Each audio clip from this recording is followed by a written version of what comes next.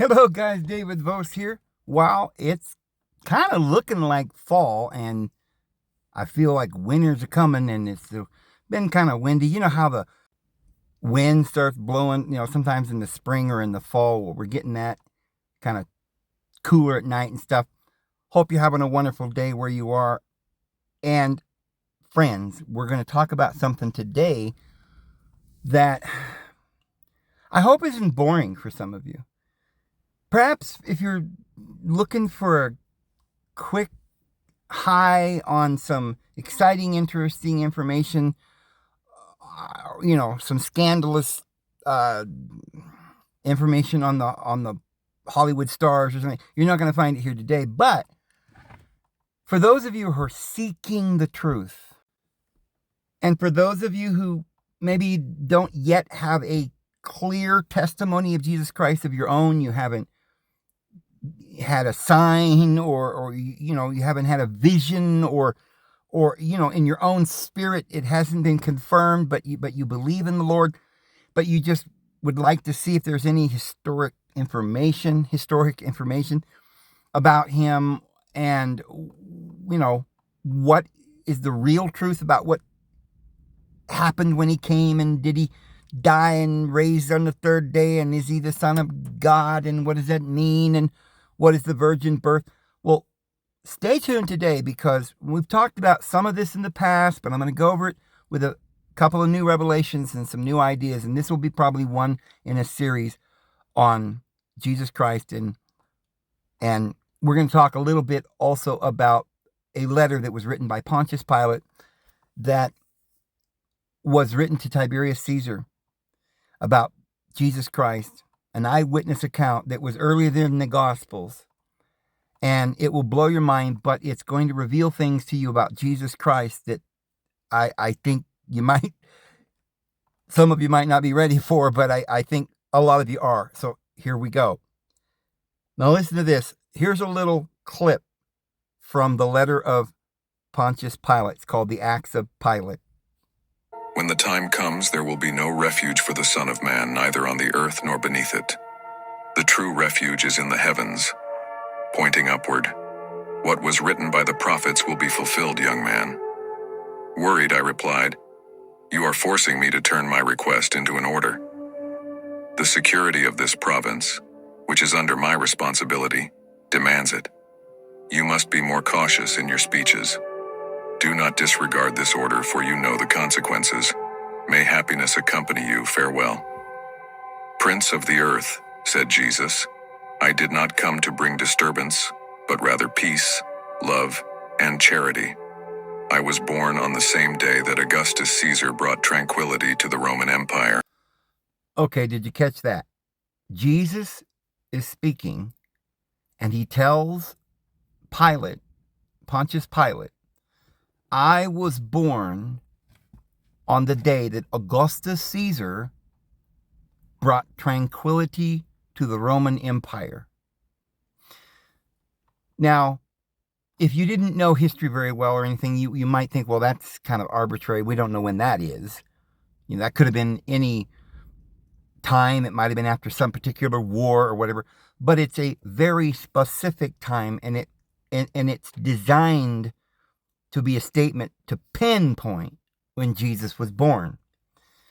If you look it up on the Goggle Brothers, they will give you two different answers, and that is a little confusing.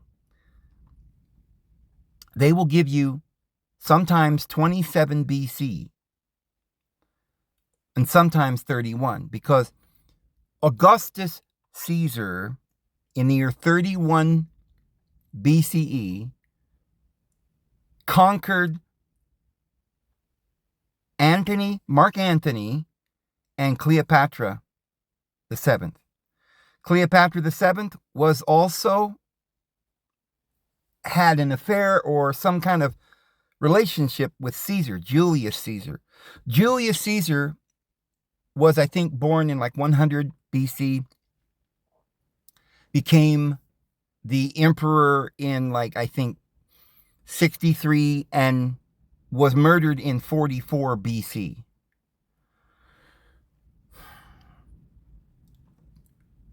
at the moment that he was murdered, or just prior to that, he had a son that was born from Cleopatra the seventh. And you could go back and look at this history and you could miss this. But I do believe that this is something that any good historian with any ability or self-awareness would see. That the Roman Empire supposedly wasn't during the time of Julius Caesar, even though he's the great Julius Caesar, right? That plays and, the Ides of March and all this, crossing the Rubicon, all the historical nuances and the importance. It was like Alexander the Great was one of the greatest men. Okay, Julius Caesar. But Julius Caesar was murdered. It's a very important part of history.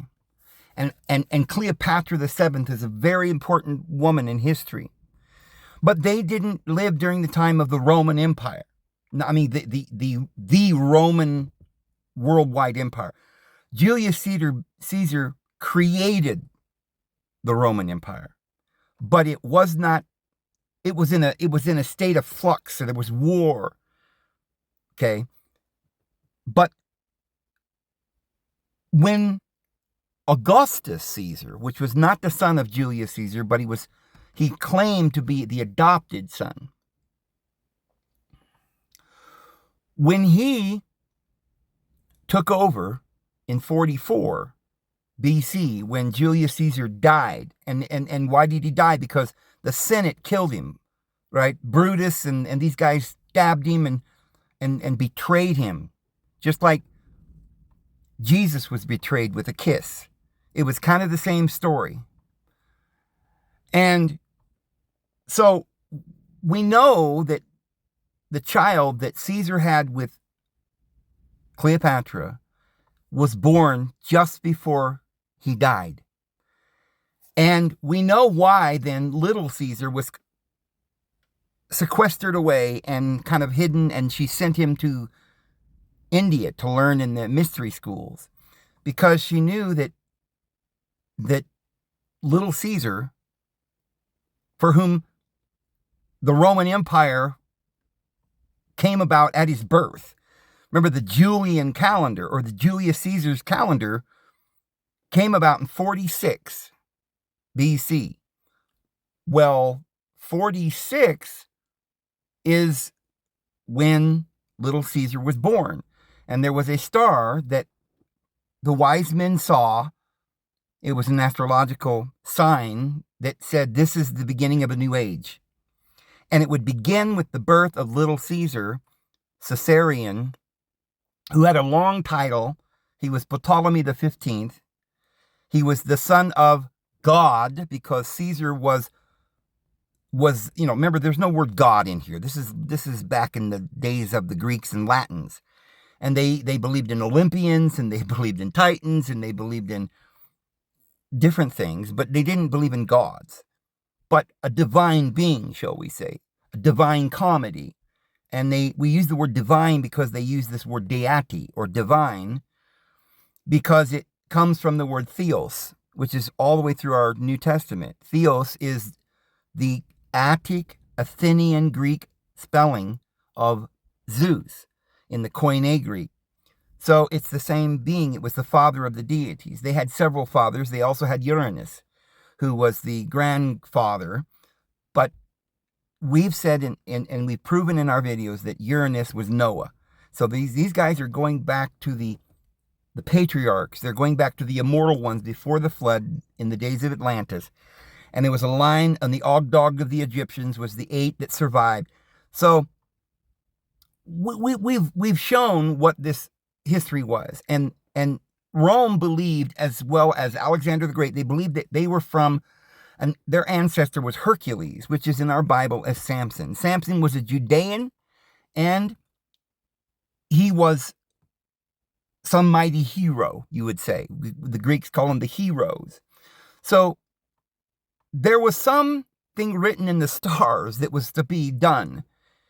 this is the part that most scholars don't know. They don't understand the history or the astrology or why the Bible and how it's connected to the astrology.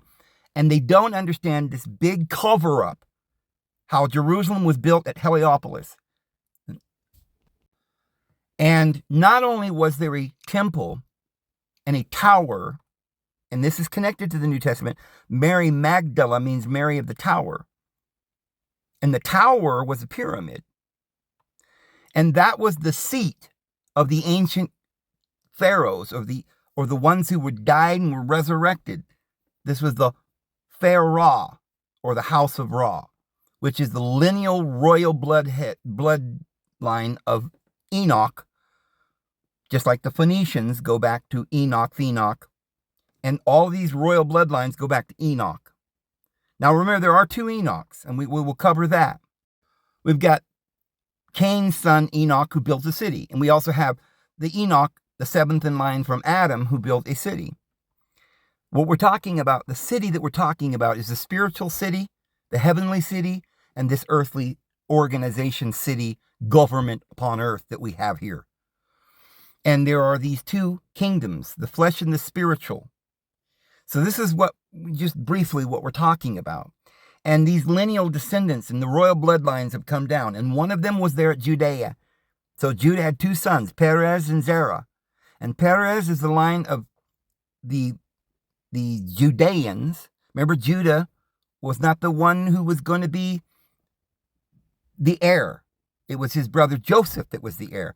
And Joseph was the son of Ra'el, called Rachel in the Bible. Ra'el was the covenant of Christianity, but Leah was the covenant of Yahweh. And so Leah had several children. Reuben was the firstborn, but Leah shouldn't have been the first wife. Just like the law covenant is not the eternal covenant, but we got it first. But the second one was the eternal, the first. A commandment which is not a new commandment, but one you've had from the beginning. Yes, the old commandment was first before the new commandment, the old covenant before the new covenant, but the new covenant is really the eternal covenant that we had from the beginning, the Apostle John says. So we've got to keep all this in mind. I don't want to confuse you. I'm trying to get all this glitter that's involved. Much of this glitter you don't even know, you've never been aware of. You don't know about the Jerusalem that was in Heliopolis, that was rebuilt by the Zadokite priesthood. Now, they cover this over in your history books, or they just don't know or can't understand it. It's too confusing. But after the Babylonian captivity in 600, they went 600 years until the days of Jesus. Now, somewhere along the line, the whole prophecy of the Bible was they're going to rebuild the temple. And so there was a time when the call went forth to rebuild and repair the walls and build Jerusalem. And there are several figures that people understand is the one who went and made forth the call. Some say it was Cyrus, some Ahasuerus, some Darius. But it was supposed to be 490 years. Now, look at Jerusalem, if it was destroyed by Babylon, somewhere around 596 or 586 BC. They don't know. And that's important to understand. They don't know the dates. And this is what we're going to talk about. It's part of the cover-up. They don't want you to know the actual date. And this is why I'm going to show you we don't know when Jesus was born by many years. And we're going to show you why they're covering it up and what the cover-up is and who Jesus really was. Because it has to do with Augustus Caesar battling Mark Antonio and Cleopatra, the woman who's having the relationship with Julius Caesar. Having this man who's claiming to be the successor to Julius Caesar, who made the Pax Romana, which is to bring the tranquility to the Roman Empire. Because during the days of Julius Caesar was wars, and he was battling, and he was building up, and he was defeating the enemy, and he finally had this empire, but there was no peace, because they were trying to kill him, and they wanted to kill this peace, and they finally murdered him. The whole Senate murdered him because it was a betrayal, because he was the good guy. Julius Caesar was the good guy. The Senate Just like today, they're all corrupt. And they wanted to have the status quo and make all the money and all the taxes come into them. The people loved Julius Caesar, but the Roman Empire didn't begin until he died. Well, there was a great war, and somebody won that war. You know it wasn't Jesus, because nobody liked Jesus. They crucified Jesus. And who's Jesus? Why is he called a king? And do you know who these Judeans are? This is something they've covered over. Why did Babylon take the royal blood to Babylon? Why did the Ptolemies take the royal blood to Egypt?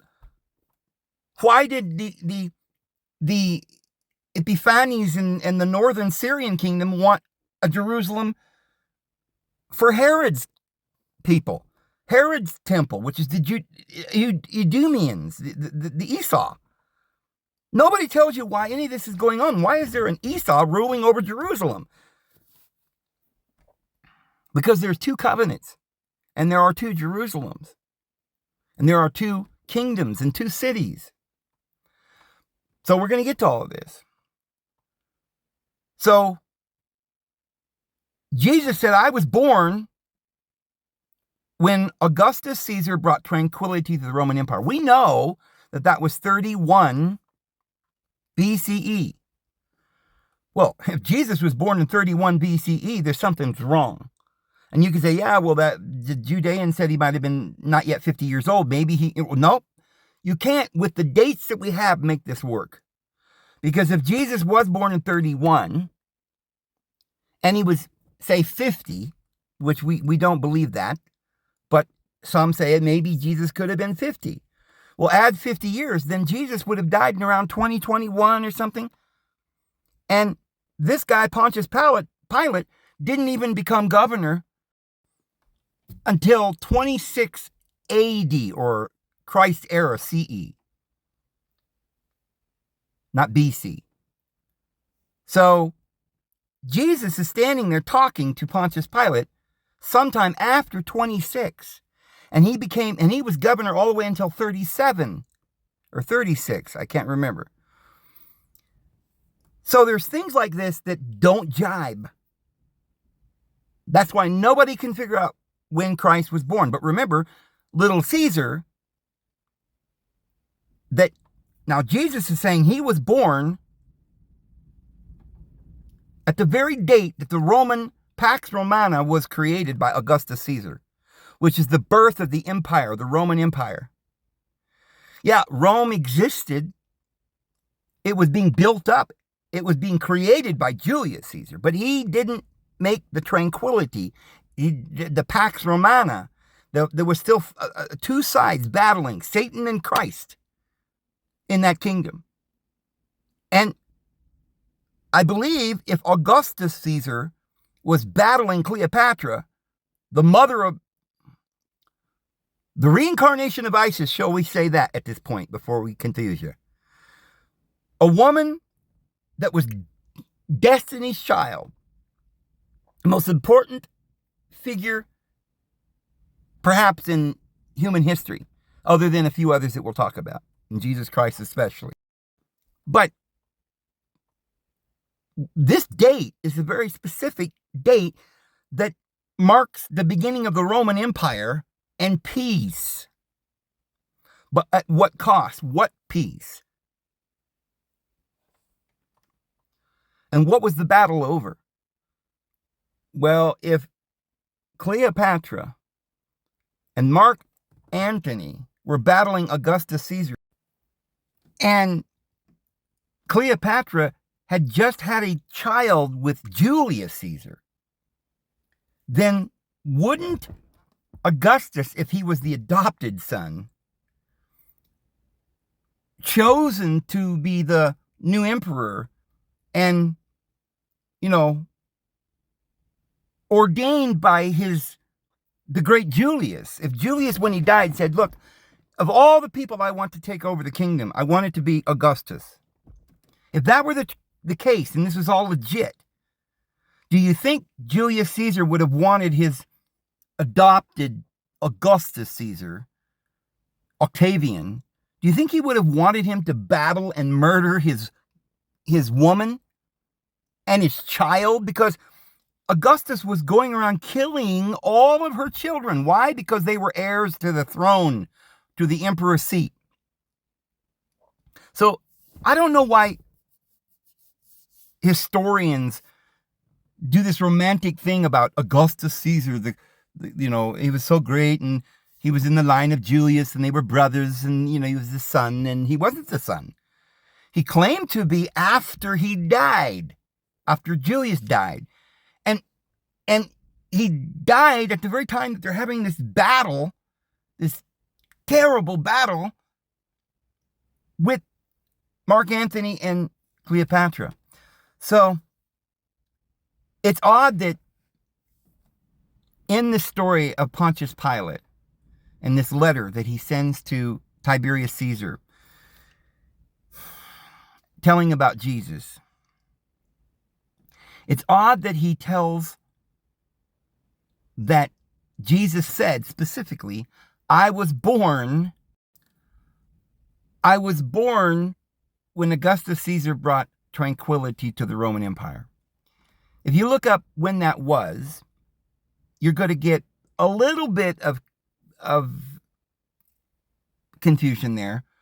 They always say it was from 27 BCE to like 180 AD. It's a long time of peace. But others say that it began a few years before that in 31 BCE at the Battle of Actium, which is the battle where Augustus Caesar defeated Mark Antony and Cleopatra the Seventh. So somewhere between 31 and 27 BCE for certain, Jesus says, I was born. Well, traditionally, Jesus was born in 6, 5, or 4 BC. This would change everything. It would either mean that Jesus lived this very long life, like 60, 70 years, like he lived to be an old man. But we know that's not true. And we know that it doesn't match up with Pontius Pilate, his governorship, and Herod doing the census, Cyrenius and stuff like this. It's in the book of Luke. So there's a lot to consider. I'm going to show you some points here that they are not telling you. They're covering over. They are less certain about the date when Jesus was born than you know. And this particular document, they have hidden for a long, long time. Now, if you look this up, a lot of people, most everybody will say, oh, this letter to Tiberius Caesar from Pontius Pilate, called the Acta Pilati, which is what they would always call them. It's funny that we have the Acts of the Apostles. We don't know that this is a traditional way, a very businesslike approach and authoritative documents. The book of Acts is an authoritative document of history. That's why they call them the Acts. And the Acts of Pilate was something that they always did. And they would send these letters to the Roman government to keep them updated on what's going on. And if you were to look into the history books, they would say that this was probably a forgery. That they're certain that this whole Acts of Pilate was a forgery, because it goes to tell what Jesus looked like when he was born and all these things. They're like, oh, this can't be true. We don't believe in this garbage, right? So most Christians have never even heard of any of this. And in fact, we didn't have the book, the letter of Pontius Pilate, for most of the time. They just found it recently. But we know that it's a real document. And I don't know why everybody's hiding this. Same reason why they say that Josephus, when he talks about Jesus being a real person, it had to have been interpolated. In other words, interpolated, adding things that weren't there in the original. And they say because he's talking about Jesus as though he's the Lord, the Christ. He did miracles. He was the king of, Well, that can't be. We can't have a Jesus. We can't have a real Jesus that did miracles. So it had to be interpolated. Well, it turns out that there's so much they don't tell you that would prove that it is a true historical account that Josephus wrote. But they don't want you to know that. For instance, they don't tell you that Josephus speaks of the entire history. His brother James, John the Baptist, all of the figures, Caiaphas and all the people that were there. The whole story's there in Josephus's account. And they also, to this day, do not ever even tell you that there was a Jerusalem at Heliopolis in Egypt, where the tower or the pyramid was. There was really nothing like the other one. And that is where the true Zadokite priesthood was. And that the term for a Zadokite priest is, in our English language, they would call it the just, which is also, you could translate it, the righteous. And the word righteous is the Zadokite. And it's not meaning that some guy was righteous and then we're going to give him the title of the righteous one. Remember the righteous teacher in the Dead Sea Scrolls? And nobody seems to know what that means. We don't know who he was. Yes, they do. They're lying. The righteous teacher is the Zadokite teacher, the priest. The Zadokite priesthood that was, there was 5 different Johns that were of this Zadokite priesthood. Onius, or which is John, Joan, and the Eos is the Greek ending or syntax, but it's John. And they had 5 of them. And after the last John, there was a guy named Jesus, sometimes translated Jason, because that's the way the Greek spells the name Jesus. Sometimes in your Bibles it's Isus, sometimes it's Isan or Isa. So therefore it is simply the syntax. It's Isa. That's his name. But you could come down to us as in modern Latin translations or whatever, and it could come down to us as Jason or Jesus or various spellings. But they don't tell you why these names have different spellings. They don't give you any of this information. But the other thing is that one of these particular priests at the time of John and Jesus over in Heliopolis, remember, Lazarus was of the city of Bethany, and Mary and Martha were of Bethany. Well, Beth is house, and Ani, or On, E is the syntax. So Beth On is the house of On, and that is the way they would call Heliopolis. El-opolis is the city, or the city of El, and the Greeks would call it the city of On. And it's interesting, it was called the city of On for one reason, because the high priest's name was On, and the original high priest was On. We call him Noah, or Anu, or On. And it was Noah. He was the original priest of this original place that was the center of the whole landmass, or the Mount Zion. We've talked a lot about that. Very few people understand any of the stuff that we're telling you. So Josephus then talks about this other Jerusalem and the Zadokite priesthood that was there. The Jerusalem that was in Herod's temple didn't have a Zadokite priesthood. Their priesthood was defunct. Remember, the Septuagint that the Christians went by was created by the Sanhedrin that was translated in 280 BC from this place that John was the high priest over at the house of On, or Heliopolis, where they built the New Jerusalem after they left the captivity into Babylon. None of this is being told to you guys.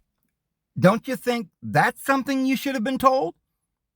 That the only authorized version of the Bible that ever was written in the Greek language at Alexandria, which had the library that had been transferred from Heliopolis.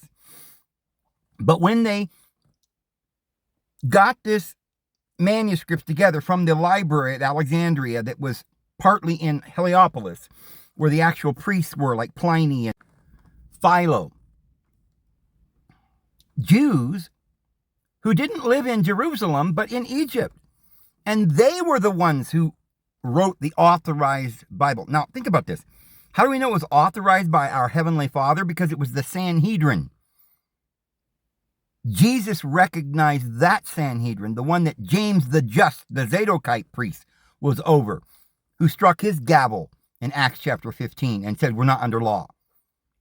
Yeah, those Judeans up there in Herod's temple are under the law.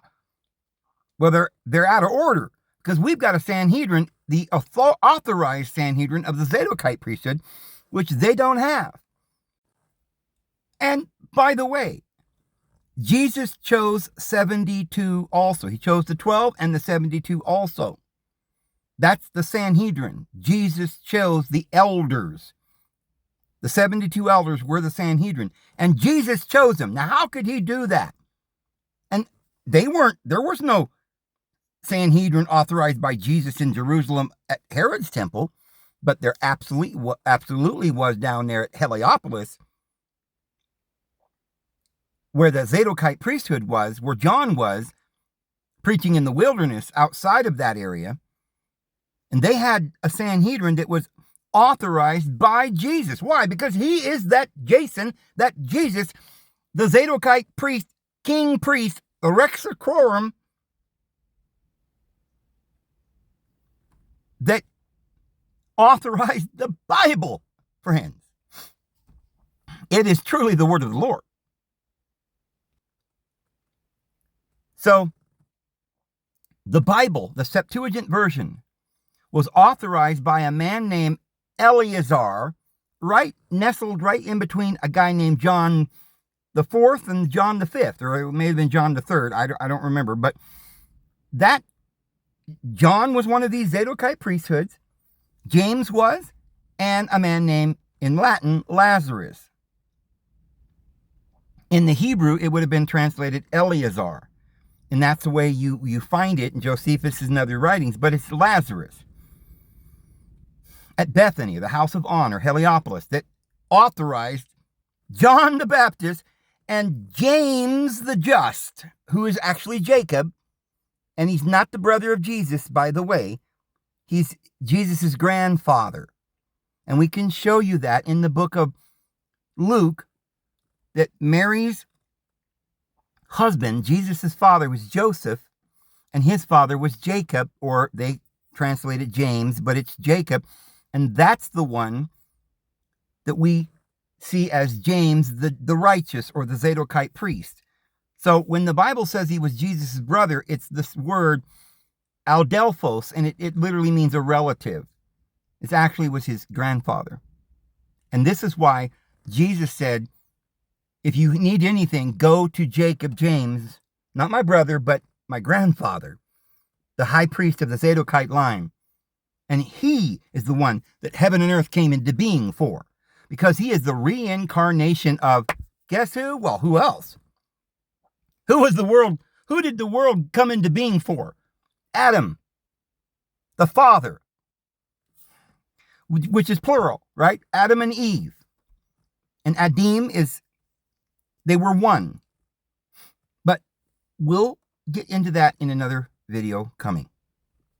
And not only are they trying to hide all that, but they're trying to hide the dates, because you can't match these dates up. That's why they don't know what year Babylon fell, or what year Jerusalem fell, or what year the call went forth to restore Jerusalem. There's all these years missing.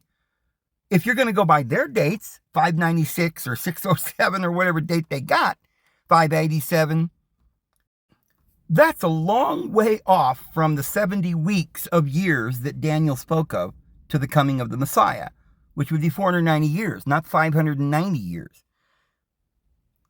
So now we got to cut off 70 years for when they would lay desolate and then they would return. Now, if it was 587, they then would have returned in 17?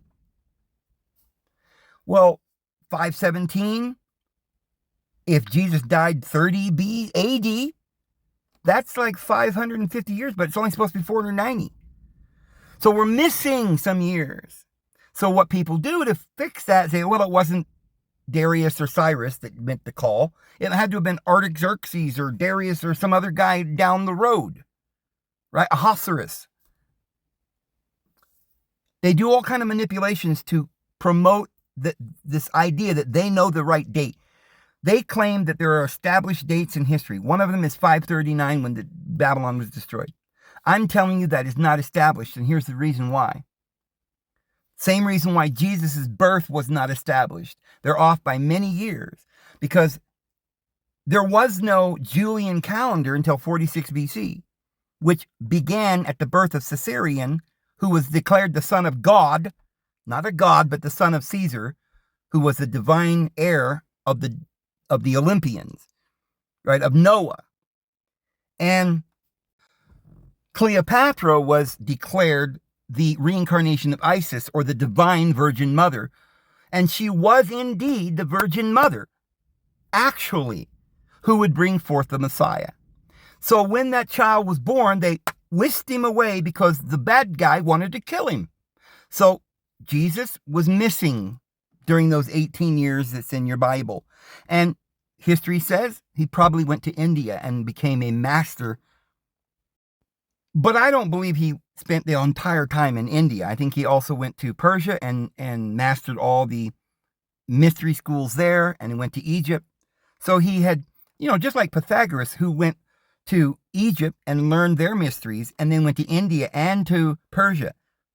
And the reason that you would do that, as Alexander the Great did and all the others, because in order to become the grand high king priest, you had to understand the mysteries from those three divisions. And so the wise men, there were three, and they bowed down and took off their crowns and said, this is the true heir. We know it because of astrology, because it was destiny, and the child was born at the specific time when we saw the star. And history began at the birth of this child. Well, who was born at that time when they saw the star? Well, according to all the history books, outside of the Bible, in China, Persia, Israel, Greek, Egypt, they all recorded the star, and it was in 46 BC. However, it wasn't 46 BC. They didn't say 46 BC when they wrote that down. They just said in the year 20 years after the birth of some king and the 50th year after the government of Rome, they had this way of talking. It was after the Julian calendar, many years when he created the Julian calendar, that nobody was going by for a few years, that years later they tried to synchronize all the chronology, and they decided it would be, we'll put the year 0 right here. And people just said, well, that must be when Jesus was born. However, the year 0 was actually the date of the beginning of the Julian calendar, which we claim was in 46 BC. So there are 46 years or something of that sort, give or take, mixed up. We may have, it could be that we don't have to go back to 46 BC and say we're 46 years off. It could be that we're correct, that it started in 0. But in that case, we have to understand that there's missing years before that date. And if it's not that way, it could be that there are missing years after that date. You see? So if we did say we found the right date when the Julian calendar actually occurred, what language or dating system would you use to say this was the date? If you're using the BC, AD, all this kind of thing, you might have a different number than if you use the Anno Domini. They went by the dates that Julius Caesar was using before he made the new calendar. And then you might say it was 31, but it wouldn't be 31 since that calendar started, but 31 since 100 AD or something. Right? It was 31 years of the reign of the Roman Empire before it became the Pax Romana Empire, which would be from the date of the birth of Julius Caesar. But this is how they did things. Persia would say, we've had 100 years from the date of Cyrus, Grand King of Persia. Or the Assyrians would say, oh, it's been 50 years since the date of Sargon, king of Assyria, or Akkad. Right? But when Julius Caesar came along, he wanted to consolidate and synchronize all the nations into one dating system. So he made this calendar at the birth of a child who was called the Son of God, who happened to be the son of Cleopatra, the reincarnation of Isis. Friends, there is no mistaking it. This is the royal bloodline destined to be the king. Now, why then if the Roman Empire had one of their children of Julius Caesar, an emperor, why didn't the Roman Empire tell everybody, oh yeah, Jesus is just a Roman emperor? Because when Jesus was born, he had to be sequestered away. His mother was murdered. His father was murdered by the enemy. They had a battle at Actium in 31 BC. Now, we don't, like I said, these dates aren't right, because Caesarion, the little Caesar, that was born on the day that the star arrived that the wise men saw, that was written in all the ancient history books, they said it was 46 BC. The Battle of Actium was 31 BC. And that would be when Augustus Caesar brought tranquility to the Roman Empire. But there's several years difference there between those two dates. So there's something missing. There's something wrong. Now, if you look in history to try and see anyone who was actually born on any specific date that might match up with what Jesus is saying here, I was born when Augustus Caesar brought tranquility to the Roman Empire. If you're going to go back and try to find who might have been born at that time, if he was that important, there should be somebody, right? The only one that comes close is little Caesar, Caesarion, Cleopatra's son, which was Ptolemy the 15th. There were no Ptolemy after him. He was the last of the sons of deity of the royal bloodline of Julius Caesar and Cleopatra. And the only other one came much later, Tiberius Caesar, I think it was. But that can't be, right? Because Tiberius Caesar is the one that Pontius Pilate's writing the letter to. And even Pontius Pilate doesn't seem to understand who this child is. But he does in the book say he was a destined child, one of the heroes, one of the divine beings, that he was more favorable to Rome than he was to these Judeans. But he doesn't ever make it very clear. But remember, if these scriptures were written in parables, and they all were, so that they could get through the process of deleting, right? They would burn the ones that if the king, who like Augustus, didn't want anybody to know about Jesus and this child of Julius Caesar that got sequestered away and went to India and was going to return as the Messiah, like when he got to be 30, right? Then wouldn't he try to hide this stuff? Yeah, he would have tried to hide it. And therefore the story is going to be vague. It's going to be a symbol, a parable. You're going to have to look at the esoteric meanings. So in this scripture, or this letter, that's what a letter today we call a letter. We think it's somebody wrote a handwritten letter and put it in the mail and sent it. That's not what the word letter meant. He wrote a letter, put a post stamp on it, and sent it to the United States Postal Service. That's not what a letter was. A letter is a writing, official historical writing by priests or kings. And all scripture, all writing is inspired of deity. They had to be signed and sealed. And nobody wrote letters that were accepted and kept for hundreds and thousands of years in the divine vaults, right, of the temple, which is where all the history book came from. All these historians, Manetho and Herodotus and Pliny and Plutarch, were all priests, friends. They're all sacred writings. And this writing, we can prove, was known to, well, let me show you here. We'll carry on from where we just were. We'll pick up where we just were talking and explaining all of this. And let me just prove to you, first of all, before we get into this further, that this letter is Holy Scripture. And that what Jesus said is an inspired utterance, and it is true. And that when you look it up, and they say, oh, it's just spurious, it's apocrypha, it's not, it was a fake document, they're lying. Let me show you. Look at this. So I asked AI, what was the date that Augustus Caesar brought security to the Roman Empire? And this is what it said.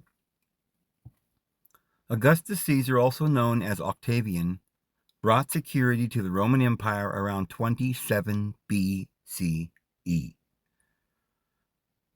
And Jesus said he was born on this day.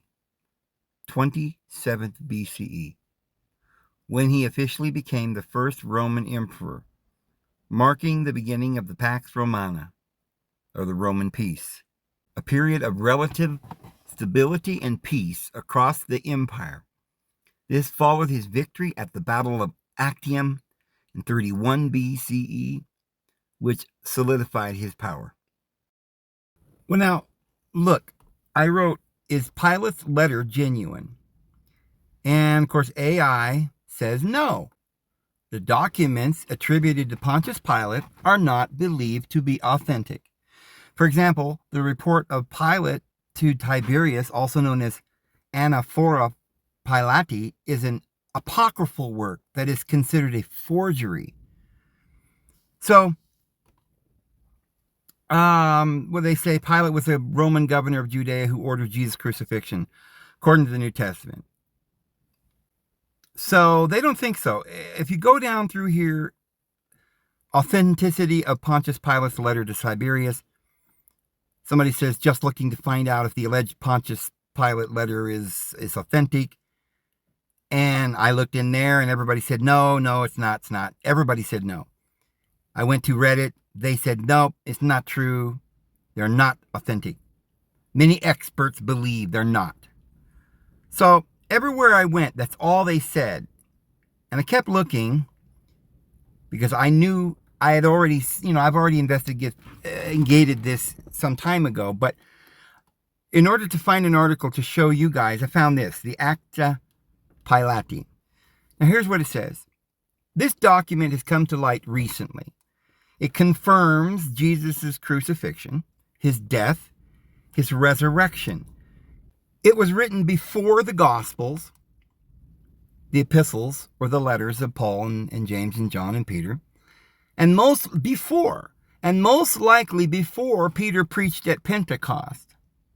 Because this is when Jesus had died, and right away Pontius Pilate wrote this letter to the governor of Tiberias about everything that went on.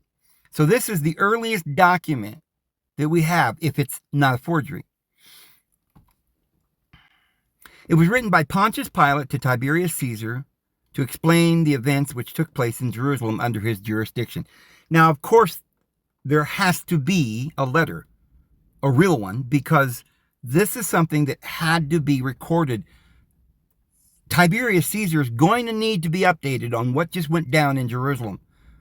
The sun went dark and people come up out of their graves and there was this huge, spiritual battle and people fighting and arguing, and the whole Jerusalem came out and said, crucify him, crucify him. Read the letter. This is big stuff. So how about, is it authentic? The Acta Pilati, or Acts of Pilate, is referred to by the father of the history of Christianity, Eusebius of Caesarea, who was born around 260 and died around 339. Okay, well, that's not too early, right? That's not too early, but he knew about it then in the year 300 CE. He says, our Savior's extraordinary resurrection and ascension into heaven were by now famous everywhere. It was customary for provincial governors to report to the Roman emperor any new local movement so that it might be kept informed. Accordingly, Pilate communicated to the Emperor Tiberius the story of Jesus. His resurrection from the dead is already well known throughout Palestine, as well as information he gained on his other marvelous deeds and how many believed him to be a god in raising from the dead. Not only did Eusebius confirm Pilate's letter to Tiberius, but also he gave the reason for Pilate sending it, which is that the Roman emperor needed to be kept informed of any new local movement. Okay, well, that only proves that there was a letter, but we don't know if it's the right one, right? And probably nobody else mentioned it either, right? It's probably just some coinkydink. Well, take a look at this. Before Eusebius, Justin Martyr, in his first apology for the Christians, which was presented to the Emperor Antonius Pius and the Senate of Rome about the year 150. Now, friends, 150 is earlier than most of the Gospels and the Gnostic Gospels and things like this. A lot of them were being orally communicated and some of them were written down. We don't know when. but most of them we can't prove they existed until maybe the year 150 or so, right? Well, again, we don't know when, we know it would have, if it existed, would have had to have been written immediately, right away.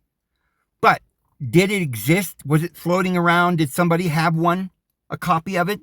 Well, according to Justin Martyr in the year 150, he mentioned the crucifixion of Jesus Christ and some of its attendant circumstances, and adds, and that these things were so done, you may know from the acts made in the time of Pontius Pilate. So this was an actual document that we know of all the way back to 150 after the birth of Christ. So it existed. We know that. Now, is that it? No. And again, Tertullian in AD 200 mentioned Pilate's letter to Tiberius in chapter 21 of his Apology. All these things Pilate did to Christ, and now in fact a Christian in his own convictions, he sent word of him to the reigning Caesar, who was at that time Tiberius. Is that it? Is that all the proof we got? Well, take a look at this. McClintock and Strong, in their online biblical Cyclopedia, state, the ancient Romans were scrupulously careful to preserve the memory of all remarkable events which happened in the city, and this was done either in their acts of the Senate, the Acta Senatus, just like the Acta of the Apostles and the Acta of Pilate. These were official documents. Or in the daily acts of the people, the Acta Diurna Populus, which were diligently made and kept at Rome. Okay, so we know this kind of thing was being done, and this is something that they always did. Accordingly, Pilate's letter would have been kept securely in the Roman library. It is possible, because it wasn't a Christian document. It was a Roman document in the Roman library, right? It was a official governor to a emperor document, right? It's possible that it remained there and not made available to the Christians, as they were offensive to the Romans, because they would not worship Caesar as deity. Well, which of the Caesars wanted to be worshipped? It wasn't Julius Caesar, and it certainly wasn't Cleopatra's son that they were trying to murder because he claimed to be the son of deity. But they didn't like it because they wanted everybody to worship them. And who was that? Augustus Caesar, who had his statue put up all over the place. So there was a competition going on there, so they didn't want anybody to know who this man was. However, this changed when Constantine came to power in AD 306 and in 313 declared the Edict of Milan, a proclamation that permanently established religious toleration for Christianity within the Roman Empire. But of course, by this time, it was no longer the original Christian religion. Everything that was originally Christian, the speaking in tongues and the ecstatic dancing and the oracles at Artemis and the Essenes and the priests and all these things, was all the Flamens and the Holy Virgins, was all anathema. It was completely, they had this, Gothic Constantinople, or I should say Eastern teaching that was taking over this Athanasian creed, that Jesus wasn't the Lord. And this was a matter of fact religion, and we can't have any paganism. We got to go back to the Yahweh. And they replaced the name of Theos with this Godin or Woden of the Lombards that took over Italy, which was the Gothic tribes. So Eusebius was the leading spiritual advisor to Emperor Constantine. He helped from the Orthodox understanding of the relationship of church and state, which became Constantine's concept of the Christian empire. Eusebius enjoyed the favor of Constantine and presented the creed of his own church to the attendees of the Council of Nicaea 325. From the above, it would seem likely that Eusebius would have come to know about the Acta Pilati, and so was able to mention it in his church history. That's why he could know about it, because he was very close to Constantine. So how did Justin Martyr in AD 150 and Tertullian in AD 200 know and write about it? Maybe word got out from Pilate's personal staff. So they mention here, how did the letter come to light in the mid-19th century? The account of the relatively recent discovery is told by Reverend George Slutter, 1908, of Missouri, United States of America, in his book Acta Pilati, which was published in 1879. This image appears to be that of its original book. Now, I want you to look at this very carefully. 1879, this is the image that appears to be that of his original book. And here's what it said when he published this.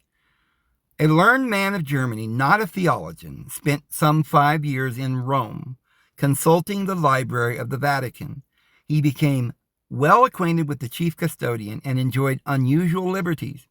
He finally gained access even to the ancient manuscripts, the most valuable collection in the world, embracing one of the oldest codices of the Bible.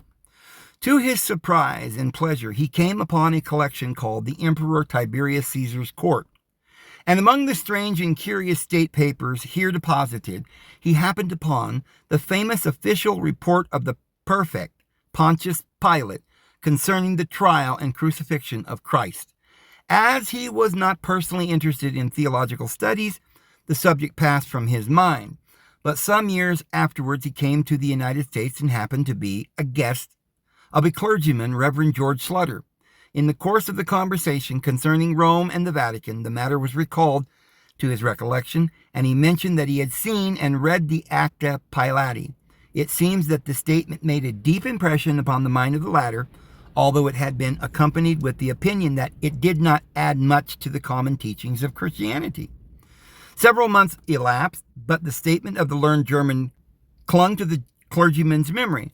At last he could not forbear to write to him in New York City, reminding him of the Acta Pilati and asking whether it would be possible to obtain a transcript of it from the Vatican. But he had already returned to his home in Westphalia. The letter was, however, forwarded, and finally, after much delay, an answer came, stating that he had written to Father Freelandshusen, a monk of great learning at Rome and custodian of the Vatican. He also stated that he had made the request in his own name, as he did not think the papal authorities would be willing for such a document to go into the hands of the public. Father Freelandhusen expressed himself as willing to furnish the transcript. The parchment being old and defaced, he was compelled to use a magnifying glass in transcribing it. It was in the original Latin and accompanied by following letter. Rome, Italy, April 26, 1859. I hereby forward you the transcript, as it is on the record in the Vatican in Tiberius Caesar's court by Pilate. I certify that this to be a true copy, word for word, as it occurs there. Peter Freelandhusen. For 20 years, its owner, Reverend George Slutter, has kept it as a private literary treasure. Not until now has it been induced by the importunate urgency of many esteemed friends to give it to the world. So, there you have it. It is a genuine book. At least we know that it's genuine. We have more evidence for it being genuine than the Gospels that are in our Bible. We have more evidence that this is genuine than all the Gnostic library and all the Apocrypha and the actual biblical library that we have in the 66 books that we have in our canon. Because we don't have a letter, well, I shouldn't say that, but we have lots of letters from church fathers going all the way back in the line in succession from John, the Revelator. And we have some going back to Paul. Most people don't realize it, but the line that went from Paul was the Valentinius line and the Marcion line. They claim to be students of students who were students of Paul. Now, the other line that we have, Ignatius and Polycarp and Tertullian and these guys, they were like disciples of John, the Revelator. So we have all this evidence that the Bible was true. We have Josephus's records, and now we have the Act of Pilate. And so I think I have shown you the best I can. We have looked at the evidence, and we can say that it's very likely that this is an authentic document. And as we have already seen, according to the document, Jesus was born in 27 or 31 BCE, at the beginning of the tranquility of the Roman Empire, or the Pax Romana, by Augustus Caesar, who murdered Jesus' mother. I know, a lot of you are like, what? Go back to that. Jesus' mother? Well, whoever this child was, he was the child born of the Virgin of the Temple of Jerusalem, which was built in Heliopolis, according to Josephus and all the other historians, Plutarch and all the rest. And he was the child that was to be the reigning heir of the lineal bloodlines, which is what Jesus was supposed to be, the Messiah. We now know then, in spite of the fact that Christians have never told us this, that the title, the Son of Deity,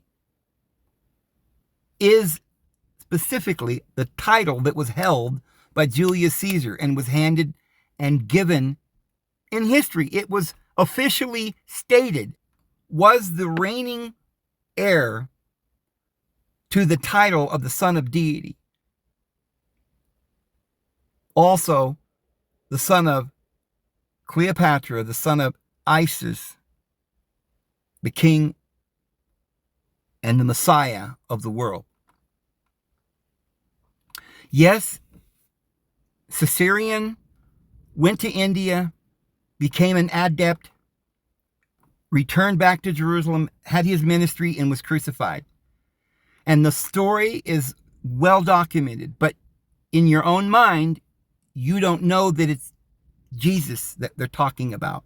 And you think, well, if it was a Roman Caesar that they were killing, why did the Caesar take over the world? Because it was the other Caesar that they didn't like. It was a fight and a battle for power. Now, do we know beyond any shadow of a doubt that Caesarion, the son of Cleopatra and Julius Caesar, was Jesus? We know this, and we know this as a fact. The world began a new calendar. The end of an age stopped, and a new calendar was created in 46 BC. Their date, we don't know the actual date, but somewhere around 0 AD or CE, whichever, right in that, there's somewhere like 40 some years missing in there, and we don't know, give or take. And friends, we absolutely know that they don't know the year that Jesus was born. We don't know. Some people think it was 6, some think it was 4, some people think it was even before that, but they've done a little trickeroony on you, just like we were talking about with the stars. They make great claims and tell you they know how far the stars are and what a galaxy is and what the moon is, and they don't know. They never went to the moon. This is a hoax, a hoax, and they also do not know the dates by any means. Ussher tried to come up with a calendar date system. All of it was completely in error. No one's ever come up with a better one since. And they have these certain dates that they think they've established by synchronizing all these different Akkadian dates with the Roman dates, with the Babylonian dates, with the Egyptian dates. And they try to do this, but they can't figure it out. It doesn't fit. That's why they say, well, we figured out one date. The date that Babylon fell was 539. That's an established date. But if that's a date, it wouldn't make any sense. We're off by quite a few years. We know that. And so this is why Jehovah's Witnesses say that Jerusalem was destroyed in 607. Others say it was 597. Others say it was 587. And still others, other dates. But that doesn't fit with the book of Daniel. We're missing some years. They're wrong. They haven't got it synchronized. And therefore, this concept that we don't even know if Jerusalem was destroyed in 70. Because 70 could be the actual year 50 or something. We don't really know, because we don't know when 0 officially starts. We don't know when Christ was born. Could be all the way back to 46 BC, or could be anywhere in between. Like mix and match and try to decide. We don't know. It was purposefully hidden, just as the actual Jerusalem that had a pinnacle that James the Just, or the Zadokite priest, the righteous in every Zadokite nation, preacher, China, Egypt, who was at Bethany, Persia, where Lazarus was. everywhere and by in the the way, world. one of those high priests between Onias and Jason, the star that was the name seen, Eleazar, which is the Hebrew way of saying Lazarus. that would mark the son of That's deity the Latin who would way to of be saying born, Caesar. happened in 46 La BC at the birth of Osiris is Caesarea. Caesar. And it was But, he You know, we've that done was a lot the of son videos of on that. Isis, I also want to the talk virgin. about two there things. almost is no question who John Jesus was the greatest friend. man that was ever born from But a woman. We don't And know the date. James, which, now think about it, why they call him James? Nowhere in the Bible is there a guy named James. In the Greek Septuagint, it is simply Jacob. Now, who is Jacob? Well, that's the one who was the just that was over the Sanhedrin at the Heliopolis Jerusalem temple, because there was no Zadokite priesthood in Jerusalem. That we know. And if he was James or Jacob, the just, then he was a Zadokite priest in Heliopolis. And that means they're hiding the true Jerusalem and where Jesus really was baptized by John beyond the Jordan, in the wilderness, beyond the established area there of Herod's temple, which the Bible very clearly tells us they were on the road to Emmaus, which is a word that the scholars have said goes back to this Heliopolis. They were on the road to Heliopolis when their eyes were opened. And so in the Bible, we've got words that are interchangeable. Bethel, Heliopolis, On, city of Ra. These are all cities, Emmaus, that refers to Heliopolis, where the New Jerusalem was, where the Tower of Mary Magdala was, who was Mary and her sister Martha and Lazarus, which is the Caesar of the house of On. And I want to go and do another video also about what it means that John was the greatest man ever born of a woman, and that Jacob, heaven and earth came into being for Jacob. Think about that. I'm going to explain that in another upcoming video.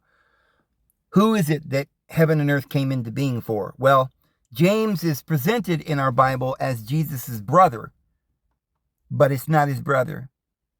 It's actually his great-grandfather, and it's actually literally listed in the history of the Zadokite priest. It was James or Jacob, the just or the Zadokite priest. And he was actually in the lineage before this guy Jason. And so is Eleazar in the list, or Lazarus, that was down there at Heliopolis. We'll get into that, but we're running out of time here today. And I see we're about an hour now, so I'm going to go ahead and just close for today on this subject. I know there's a lot of questions in your mind, and we've already covered some of them, but I have new evidence, and I want to share some new revelations with you, and perhaps over the next few days we'll talk more about all this. But we're going to show you who Jesus Christ really was. And I know a lot of you are going to say, we don't want to hear that, Dave. We want to hear the traditional story. He was born in a manger and all of this. Well, there's a lot of symbology in the Gospels. It is a literal story about a real person, the Savior of the world. The Ptolemies were always called soters or saviors. And this is a title of a king priest, the Rex Sacrorum. It is not just some thing just made up out of whole cloth. Jesus was born of the Virgin. This is an actual thing that we know, that we can trace in history. So we can confirm that Jesus is true with actual documents and actually who he was. What difference does it make to you if he was a son of Julius Caesar? Now, right there, some of you are going to say, well, he was born of a virgin. He didn't have a human father. Well, I'm sorry, but that's just not how it works. The title, the Messiah, born of a virgin, everyone knows what that means. They were of royal bloodline, born from the holy virgin that was at the temple. And all the Apocrypha in the scriptures tell us that Mary, the Virgin Mother, was a virgin temple priestess. We'll get more into that and it'll just open your eyes. It won't make it worse, friends. Truth always makes it better. Understanding helps you to know what you're doing. We can't be listening and believing and thinking in terms of a fairy tale fantasy story. We got to know the truth. The only reason it was written in a parable is because for 2,000 years they burned the books that made anybody not listen to the Augustus Caesars and the seven-headed dragon down to Nero. Okay, they were battling the little baby born of the Virgin Mother. So that's why they had to kind of put it in parables. But anyway, I'm going to go ahead and go. I really hope you have a wonderful evening. May the Lord bless you, and He certainly will. Good things are coming, friends. We are at the precipice of the Great Tribulation. I love you all. We'll see you tomorrow. Lord will bless you. Have a good one.